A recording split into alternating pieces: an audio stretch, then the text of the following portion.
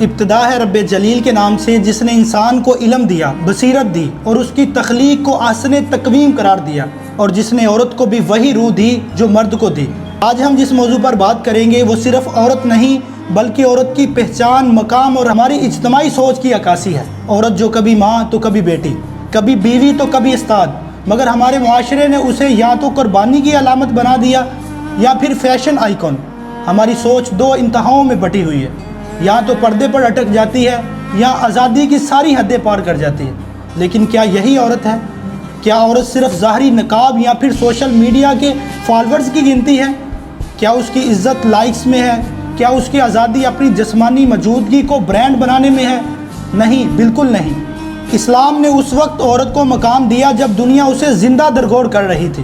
وہی عرب جو بیٹی کی پیدائش پر مٹی ڈال دیتے تھے، اسلام کے بعد اسی بیٹی کی تربیت کو جہاد قرار دیا گیا۔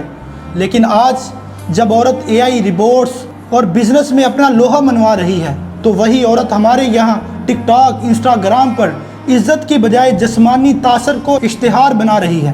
یقیناً مرد قصوروار ہیں جب وہ عورت کو صرف جسم یا کمزوری سمجھتے ہیں، لیکن عورت بھی تو قصوروار ہے جب وہ خود کو لائکس اور فالورز میں تولنے لگتی ہے، جب وہ اپنی خود مختاری کو مطلب صرف ظاہری آزادی سمجھتی ہے، اور جب وہ اپنے مقام کو خود سستا کرتی ہے۔ ہماری نوجوان نسل کو یہ سمجھنے کی ضرورت ہے، ترقی بے حیائی سے نہیں آتی، کردار سے آتی ہے، علم، تربیت اور وقار سے آتی ہے۔ ایک لڑکی جب حجاب کے ساتھ ڈاکٹر بنتی ہے، یا ایک بہن اگر گھریلو ہونے کے باوجود گھر کو جنت بنا دیتی ہے، تو وہ عورت کسی فیشن آئیکن سے کم نہیں۔ اور ایک مرد اگر عورت کی ترقی سے ڈرتا ہے تو وہ خود اپنے کردار سے شکست کھا چکا ہے۔